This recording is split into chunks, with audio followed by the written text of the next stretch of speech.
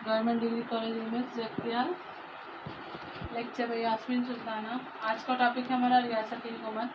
कल हम थोड़ा सा गवर्नर के बारे में पढ़े थे। गवर्नर जो रियासत का सरबराह होता है वो और चीफ मिनिस्टर और मजलिस उज़रा के तहत वो काम करता है।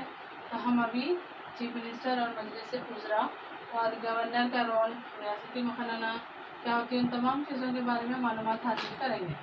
तो सबसे पहले रियासत का सरबराह होता है गवर्नर, और इसके बाद अमली तौर पर चीफ मिनिस्टर रियासत का सरबराह होता है।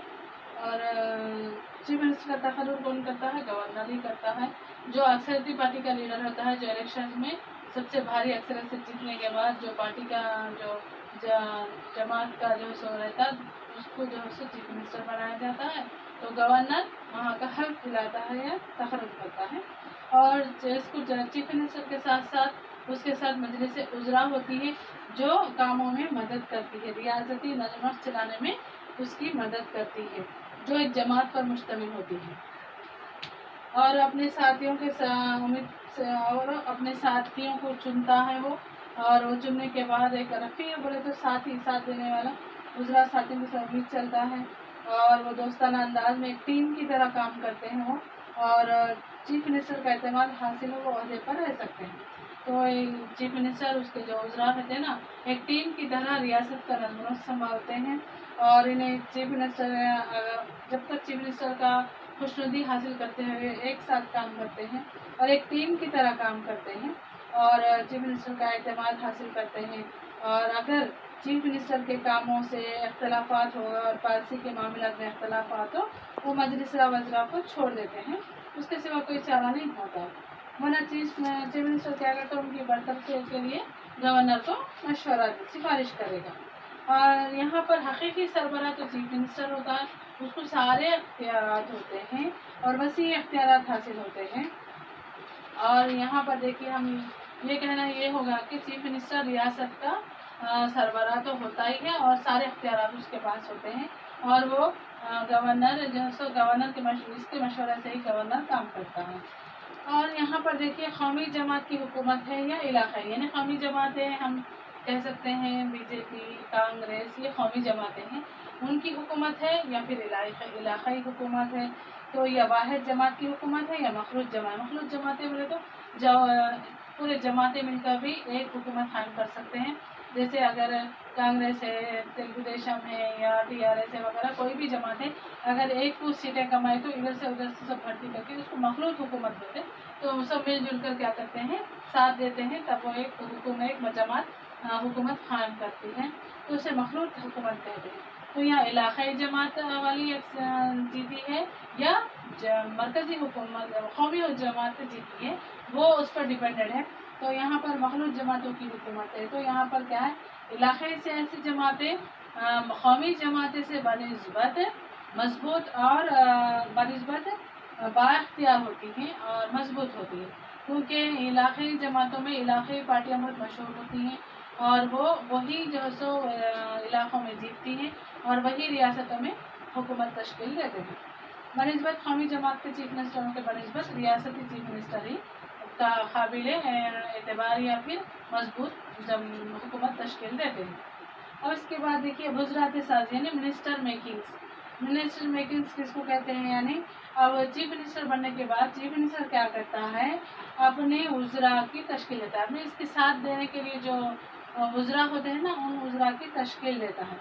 अब इसके बाद ये लोग क्या करते हैं, जवान में तमाम ग्रोह, तबक़ात, इलाक़ों की नुमाइंदगी, ये सब देखता है। देखकर क्या करता है, उसमें ये अगर मखलूत वज़रात होते काम और मुश्किल हो जाता है। अगर पार्टी में कहा है मखलूत यानी अलग अलग जमात का है तो ज़रा काम मुश्किल हो जाता, लेकिन एक ही पार्टी का हो तो ये बहुत आसान होता है। लेकिन अगर पार्टी में ग्रोहबंदियाँ शुरू हो जाए तो मसला बहुत और पेचीदा हो जाता। अगर जमात कौमी जमात हो तो आला कमान की सिफारिश से हम क्या करना, काम वज़रात में लेना पड़ता है उसको। जैसे हाई आला कमान बोले तो TRS को आला कमान नहीं है, यही आला कमान होती है। जैसे कांग्रेस को आला कमान दिल्ली में है, कांग्रेस का आला कमान है, और दूसरे जयललिता, राबड़ी देवी, इनके जो सो लीडर्स नहीं है, आला कमान नहीं, क्योंकि सियासी लीडर है, इनका कोई आला कमान नहीं है। तो ये लोग आसानी से हुकूमत तश्कील दे सकते हैं और इन्हें रियासती काबीने में हुकूमत करने के लिए किसी से हिदायत वसूल नहीं करना पड़ता कि तुम ये करो वो करो। अगर आला कमान नहीं है तो हुकूमत करने में आसानी होती है, अगर आला कमान है तो उसके मशवरे से ही हुकूमत तश्कील देनी पड़ेगी। अब इसके बाद देखें, वज़रात में इतनी एहतियात बरतने के बावजूद वज़रात के इस्तेहकाम का दारोमदार कई एक अवामिल पर होता है। यानी जमात इख्तिदार पर तो पूरी मियाद यानी 5 साल तक रहता नहीं रहता नहीं मालूम, लेकिन ज़मानत नहीं दी जा सकती। और ये कांग्रेसी रियासतों में ज़्यादा सादिक आती है, बीजेपी इसी पर अमल हो रहा है। और उड़ीसा है, ऐसे एक सबको हटाकर एक को बनाया गया। तो यहाँ पर इलाकाई पार्टी की बनने वाली हुकूमतें कौमी जमात की हुकूमत के मुकाबले में ज़्यादा मुस्तक़िल यानी मजबूत है। तो इसी पहले बताई थी कि ना, जिस तरह से इलाकाई जमातें जितनी मजबूत होती हैं उतनी कौमी जमातें नहीं होती हैं, क्योंकि भरोसा नहीं होता कब अपने ओहदे से सबकदोश हो जाए या इस्तीफा दे दें या कुछ गड़बड़ कर दें। तो यहाँ पर ये है, अगर रियासत की हुक्मरान मरकज़ की हुक्मरान जमात से अलग हो तो ये देखने में आता है कि मरकज़ी या रियासती हुकूमत को दो चार करता है, यानी वो परेशान करता है। यहाँ पर सुप्रीम कोर्ट और बाज़ वक़्त क्या था, मरकज़ में कमज़ोर या मखलूत हुकूमतों को ऐसी तब्दीली आती है। मरकज़ में अक्सर देखिए वो दूसरे जमातों को लेकर जब इक़्तिदार में आ जाता है तो ऐसी हुकूमतें पायदार नहीं होती, कभी भी ख़त्म होने का अंदेशा होता है और फिर दोबारा इलेक्शन करा के फिर जीत के करके इस तरह से हुकूमत आ जाती है। अगर रियासत की हुक्मरान जमाती मरकज़ की हुक्मरान जमात से अलग होते देखने में अलग मज़ा ही आता। तो यहाँ पर ये देखें, कांग्रेस जब इक़्तिदार में थी तो कांग्रेस भी ऐसी ही सियासत की वजह से इस्तेहकाम से दो चार हुई थी। बहुत हम ऐसी मिसालें भी दे सकते हैं, जैसे 1 साल की तकमील में बड़े कारनामे करने के बाद जश्न मनाती हैं। मखलूत वज़रातों में मखलूत बनी मिल के हुकूमत में बनाना बोले ऐसा। लेकिन कांग्रेस पार्टी में अक्सर क्या होता है, इख्तलाफात होते हैं। तो ये हुकूमत के गिरने में ज़ात पात का, फ़िरक़े वालियत का, इलाक़ा वालियत का अहम रोल अदा करते हैं। अगर हुकूमत गिरना भी है तो अक्सर मरकज़ में ऐसे देखने में आता है कि वो लोग इलाक़े को लेकर, ज़ात पात को लेकर, मज़हब को लेकर, तबके को लेकर ये बुरे बुनियाँ करते हुए हुकूमत को गिरा देते हैं। तो ताकतवर रियासती जमातों में आंध्र प्रदेश में TDP यानी तेलुगु देशम है, तमिलनाडु में DMK है, AIA है, DMK है, जम्मू कश्मीर में नेशनल कॉन्फ्रेंस है। तो ऐसे मसाइल देखने में नहीं आते, बल्कि अक्सर जो हुकूमतें इलाकाई जमात मजबूत होती हैं उसमें ऐसी चीज़ें नहीं होती कि हुकूमत ज़्यादा गिरने के अंदेशे नहीं होते। साइज ऑफ द मिनिस्ट्री यानी वज़रात की जसामत किसको बोलते हैं। देखिए यहाँ पर क्या होता है बोले तो कई एक वजूहत की बिना पर जसामत बढ़ती जाती है। यानी एडमिनिस्ट्रेटिव इस्लाहत कमीशन, ये उसकी तादाद वज़रात दो दर जाती या सह दर जाती, यानी अख्तियार चीफ मिनिस्टर की मर्जी पर होता है। और खलमदान बोले तो खलमदान है, यानी तकसीम करने के तौर पर अहदे के तकसीमात पर ये काम भी आसान नहीं होता। वज़रात को अपने अपने काम देना भी बहुत ज़्यादा मुश्किल का काम है, ये काम इतना आसान नहीं होता। बाज़ ऐसे बाविखार महकमे होते हैं जैसे रेवेन्यू है, मालिया है और दाखिला है, ये बहुत बड़े बाविखार ओहदे हैं, इन्हें इनकी काबिलियत के हिसाब से ही ओहदे दिया जाना चाहिए। तो ये बहुत आसान काम नहीं होता जितना हम समझते हैं। तो ये बहुत आसान समझ कर हम दे भी दिए तो वो निभाना बहुत मुश्किल होता है। इसलिए क्या करते चीफ मिनिस्टर ऐसे ओहदों को, रेवेन्यू डिपार्टमेंट का, मालिया का, दाखिला का, सोच समझ कर जो काबिल इंसान है, जो बेहतरीन पढ़ाई वाला हो, जो बेहतरीन समझदार हो, ऐसे इंसानों को क्या करते हैं, वो ओहदा देते हैं। तो बाज़ ऐसे बावखार महकमे होते हैं जिनको हर वज़ीर अपने पास रखना चाहता है। तो चीफ मिनिस्टर ये देखता कि जैसे साथियों में से कौन बेहतरीन है जो उसको ये ओहदा दे सके। तो अक्सर खलमदानों की तकसीम बंटवारे के ज़रिए होती है, इनकी काबिलियत देखी जाती है, अहलियत देखी जाती है। और बाज़ वक़्त ऐसा होता है कि चीफ मिनिस्टर के साथ निभा नहीं हो सकता तो उसको वज़रात छोड़ना पड़ता है। तो अगर वज़ीर छोड़ने तैयार ना हो तो चीफ मिनिस्टर क्या करते, गवर्नर के पास जाकर उसको निकाल दो बोल के सिफारिश भी करते। अगर चीफ मिनिस्टर का एतमाद हासिल हो तो गवर्नर क्या करता है, चीफ मिनिस्टर की बात सुनने के लिए मजबूर हो जाता। और दस्तूर में भी क्या है, वज़रा गवर्नर की खुशनुदी हासिल करना और गवर्नर जो चीफ मिनिस्टर की खुशनुदी पर बरकरार रहते हैं। अब चीफ मिनिस्टर का काम ये देखना है कि तमाम वज़रा एक दूसरे के साथ ताउन के जरिए काम करना, यानी एक टीम की तरह काम करना।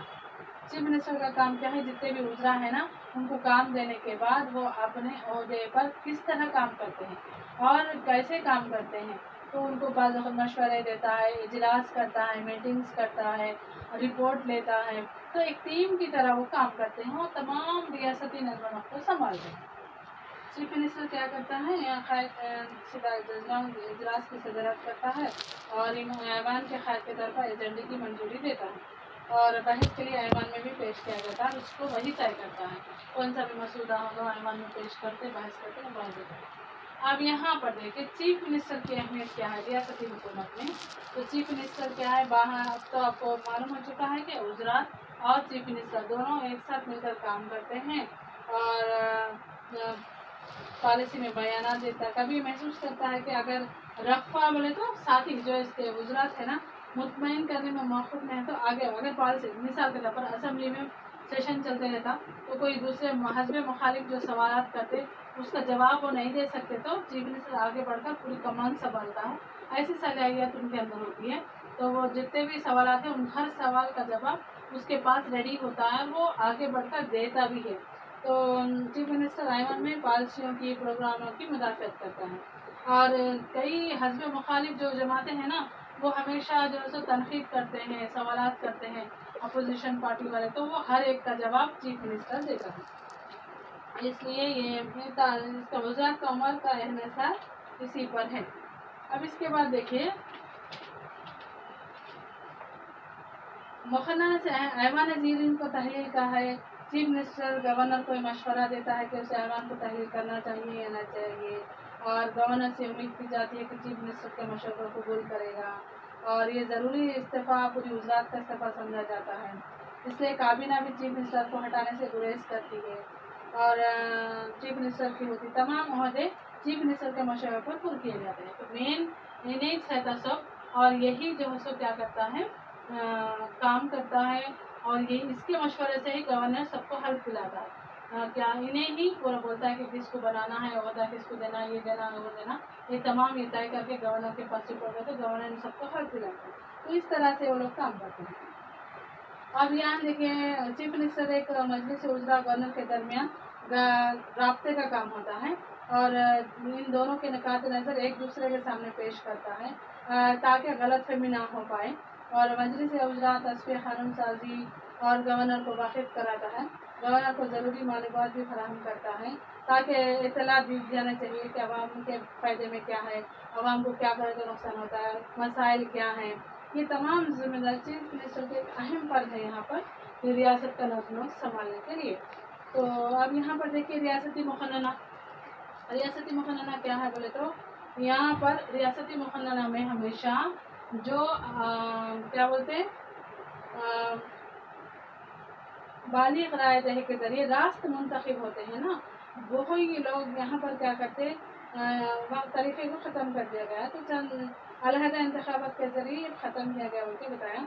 यहाँ पर दूसरे यहाँ पर अलग अलग तरीके से आपको राय दही का बताया गया है कि हमारे पास मरकज़ में पार्लियामेंट है, रियासत में मुखन्ना है, पार्लियामेंट में 2 ऐवान होते हैं और ये आपको इसमें पूरा बताया गया है। जैसे फ़िलहाल सिर्फ अब 5 रियासत बिहार, महाराष्ट्र, कर्नाटक, उत्तर प्रदेश, जम्मू कश्मीर में 2 ऐवानी मुखन्ना है, बाकी रियासतों में एक ही मुखन्ना है बताया। तो अगर मुखन्ना एक ही ऐवान हो तो उसे कानून साज असम्बली बोलते हैं, यानी हिंदी में विधानसभा बोलते हैं। अगर 2 ऐवान हो तो कानून साज कौंसल और विधान परिषद कहते हैं। तो हम इसके बारे में पढ़ेंगे। कानून साज असम्बली की साख्त, कानून साज असम्बली की साख्त के बारे में पढ़ेंगे।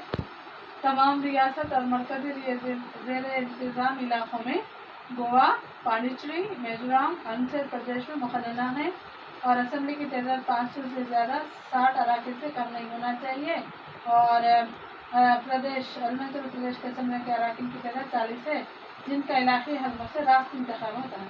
हर 10 साल में एक मरतबा मरदमशुमारी के मुताबिक आबादी में अक्सरियत की खातिर हलकों की तश्कील न की जाती है, यानी आबादी के हिसाब से। असम्बली में अगर एंग्लो इंडियन तबके की नुमाइंदगी ना हो तो ایوان کے لیے ایک نمائندے کو نامزد کر سکتا ہے۔ تو اس کے بعد قانون ساز اسمبلی کی میعاد پڑھیں گے۔ قانون ساز اسمبلی کو اگر قبل از وقت تحلیل نہ کیا جائے تو اس کی میعاد 5 سال ہے۔ 5 سال کے بعد پھر خود بخود ختم ہو جاتی ہے، اس کی میعاد میں پارلیمنٹ کی جانب سے توسیع نہ کی جائے اور ریاستی اسمبلی کی میعاد میں وقت میں 1 سال کا اضافہ کر سکتی ہے۔ اراکین کی اہلیتیں کیا ہیں؟ قانون ساز اسمبلی کے رکن کے لیے ضروری ہے کہ وہ ہندوستان کا شہری ہونا، اس کی 25 سال سے زائد عمر نہ ہونا اور وہ پارلیمنٹ کی جانب سے مقررہ دوسری اہلیتوں کو بھی پورا کرتا ہے۔ اراکین کی عدم اہلیتیں، اراکین یہ تو ہے اراکین کی اہلیتیں کیا ہے بولے تو سیم ایز اٹ از، یہ منافع بخش عہدے پر فائز ہو یا رضاکارانہ طور پر دوسرے ملک میں شہرت حاصل کرے تو وہ رکنیت کی اہلیت نہیں رکھتا۔ دماغی طور پر صحیح نہ ہو اور دیوالیہ ہو تو اہلیت نہیں رکھتا، اور بنیاد میں عدالت حکم جاری کرتے اپنی پارٹی کو چھوڑ دے تو رکنیت ختم ہو جاتی ہے، بشرطے کہ اسپیکر اسے نااہل قرار دے۔ ایک رکن اسپیکر کو خط لکھ کر بھی اپنی نشست چھوڑ سکتا ہے اور 2 ایوان کا رکن نہیں بن سکتا۔ دونوں میں سے کسی ایک کا ایوان چھوڑنا پڑتا ہے اور پارلیمنٹ کا رکن نہیں بن سکتا۔ اگر کوئی رکن ایوان کی اجازت کے بغیر غیر حاضر ہو تو نشست خالی قرار دی جاتی ہے۔ اگر کوئی شخص اگر غیر قانونی طریقے سے انتخاب جیتنے کا خاطی قرار دیتا ہے تو ہائی کورٹ اس کا انتخاب کو کالعدم قرار دیتی ہے اور مقررہ شخص عموماً اسپیکر کے سامنے عہدے کا حلف لیتا ہے۔ اور قانون ساز اسمبلی کے اراکین کے مراحل دیکھیے، اس میں قواعد اور ضابط کے تحت کیا کرا تقریر کی آزادی ہوگی اور کمیٹیوں میں کہی گئی بات یا دیے گئے ووٹ کے خلاف عدالت میں عدالتی چارہ جوئی نہیں کی جا سکتی۔ اس کے علاوہ اس کی کمیٹیاں اور امارات حقدار ہوں گے اور آزادی اختیار مقننہ کے وقار کا تحفظ کرنا ہے اور غیر جوابدار اراکین کے لیے تحفظ سمجھا گیا۔ ایوان کی تہذیب یا توڑنے والے شخص کو سزا دینے کا اختیار ایوان کا سب سے اہم ہے۔ بعض مرتبہ اس کی وجہ سے عدلیہ میں تصادم ہوتا ہے، ٹکراؤ ہوتا ہے۔ مقننہ کے اس مراد دیتا ہے اس کے اقتدار اعلیٰ کردار کو بتاتا ہے۔ صحافت سے اس کا نازک تعلق وقتاً فوقتاً مقننہ اور صحافت کے مراد کے متعلق سوالات اٹھتے رہتے ہیں۔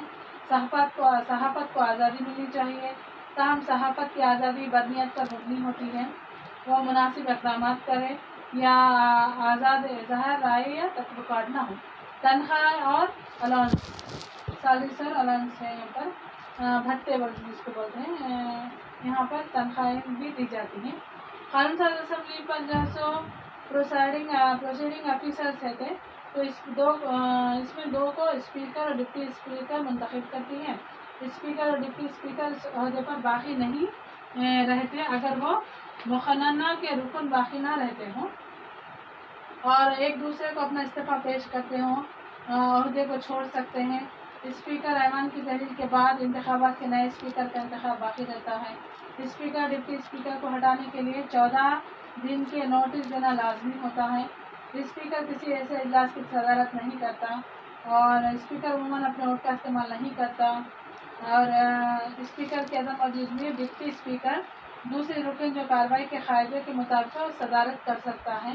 قوانین کے مطابق طے شدہ تنخواہ اور بھتے پریسائڈنگ عہدیداروں کو دی جاتی ہے۔ اجلاس کی کارروائی کو چلانا، ایوان میں نظم و ضبط کو قائم کرنا اسپیکر کی ذمہ داری ہوتی ہے اور ایوان کی کارروائی کو چلانے میں اسپیکر کے رویے کو عدالت میں سنوائی نہیں ہو سکتی اور مالی بل کو منظور کرنا اسپیکر کی صلاحیت جہاں طے کرتا ہے مالی بل ہے یا نہیں اور MLA MP کی جانب سے دل بدلی کو ممنوع قرار دیا گیا ہے۔ تو بعض اوقات MLA ادھر سے ادھر چلے جاتے نا تو اس کو ممنوع قرار دیا گیا ہے اور اراکین کی دل بدلی، سیاست جماعتوں میں پھوٹ، مخالف دل بدلی قانون، ان کے نااہلیت کو طے کرنے کی ذمہ داری اسپیکر کی ہوتی ہے۔ قانون سازی کے اختیارات ہیں۔ قانون سازی کا اسمبلی کا خاص اختیارات ہے، خالص اختیارات ہے۔ پارلیمنٹ میں پہلے سے بنائے قانون کی خلاف ورزی نہ ہوتی تو ایسی صورت میں قانون کی صدر سے منظوری لینی پڑتی ہے۔ گورنر کے تمام آرڈیننس اسمبلی کی منظوری کے تابع ہوتے ہیں۔ عاملانہ اختیارات کیا ہے دیکھیے، تمام فرائض میں قانون ساز اسمبلی کا سب سے اہم فرض ہے۔ دوسرا اہم فرض حکومت کی کارکردگی کے اوپر نگرانی رکھنا اور عاملہ پر کنٹرول، یہ اسمبلی کام کرتی ہے اور مجلس وزراء اس کے اقتدار میں رہتی ہے۔ اپنے تمام صحیح غلط کاموں کے لیے اسمبلی کے سامنے جوابدہ ہوتی ہے اور اراکین سوالات توجہ دہائی اور وزراء پر نگرانی رکھتے ہیں۔ مالی اختیارات کیا ہے؟ فائنینشیل پاورز جانب سے اخراجات، قرضوں کی حصول، محصول عائد کرنے کے لیے اسمبلی کی قانون منظوری ضروری ہے اور بجٹ کو مقررہ کے سامنے پیش کرنا ضروری ہے اور سالانہ مالی بل کو مقررہ کی منظوری ضروری ہے۔ اور عدالتی اختیارات کیا ہے؟ دیکھیے ایوان کی تحقیق کرنے اور بخار کو مجروح کرنے کے لیے رکن کو سزا دیتی ہے۔ دیگر اختیارات کیا ہے بولے تو تقریباً آدھی ریاستوں کی جانب سے منظور کرنا لازمی ہے اور صدر جمہوریہ راجیہ سبھا کے اراکین اپنے اسپیکر ڈپٹی اسپیکر کا انتخاب بھی کرتے ہیں۔ مختلف خود مختار ایجنسیوں میں جیسے public service commission, auditor general, inquiry commission report وغیرہ غور و خوض کرتی ہے۔ اسمبلی عوامی چیمبر ہے، اپنے دائرے میں کام کرتی ہے اور عوامی نیت کرتی ہے۔ اس کے قانون ساز میں فرائض اختیارات کیا ہیں بولے تو اس کے قانون ساز اسمبلی کے اختیارات بہت کم ہیں اور دوسرا ایوان بھی کہا جاتا ہے اس کو۔ کونسل کی ساخت کیا ہے بولے تو اس میں 1/6 گورنر کی جانب سے نامزد کیے جاتے ہیں اور اس میں سائنس، ادب، آرٹ، امداد باہمی تحریکات، سماجی کارکنات وغیرہ ان کو نامزد کیا جاتا ہے اور تعلیمی ادارے میں 3 سال سے پڑھا رہے ہوں یا بلدیہ ضلعی بورڈز کے منتخب کرتے ہیں، یہ تمام چیزیں لوگ کرتے ہیں۔ مالی اختیارات کیا ہے بولے تو 14 دن کی منظوری کے بعد اسمبلی کو بھیجنا لازمی ہے مالی بل، اور 14 دن کے بعد منظور نہ کرے تو گورنر کی منظوری لینا بہت ضروری ہے۔ بل کو دونوں ایوانوں میں منظور سمجھا جاتا ہے۔ عاملانہ اختیارات دیکھیے کونسل کو کوئی اختیار نہیں ہے اور وزارت پر ان کا کوئی کنٹرول نہیں ہے۔ قانون ساز اسمبلی اور درمیان تعلق کیا بولے تو اگر کوئی بل قبول کرتا ہے کونسل تو گورنر کے پاس دستخط کے لیے بھیجا جاتا ہے۔ مالی بل کو ایوان بل میں پیش نہیں کیا جا سکتا اور کونسل بل کو رد کر دیتی ہے، اس میں ترمیم کرتی ہے۔ 3 ماہ تک انتظار کرنا پڑتا ہے، اس کے بعد بل کو مسترد کر دیا گیا ہے۔ تو اس کے بعد دیکھیے مالی بل 14 دن تک زیادہ نہیں روک سکتے، پھر دوبارہ اس کو بھیجا جا سکتا ہے۔ ان کو برخاست کرنے کے لیے آواز اٹھائی گئی اور عوامی کردار نہیں ہے۔ عام انتخابات میں بڑی سچائی دوسرے ایوان میں غیر مؤثر ہو گئی ہے۔ اس میں صرف 5 ریاستوں میں بہار، مہاراشٹر، کرناٹک میں، جموں کشمیر میں کونسلیں ہیں۔ تو یہاں پر مرکزی علاقوں میں اسمبلی کو عوام راست منتخب کرتے ہیں۔ مقررہ کی میعاد 5 سال ہے۔ اس میں اسپیکر، ڈپٹی اسپیکر ہے، تمام مراحل استفادہ کرتی ہیں اور قوانین بھی کام کرتے ہیں۔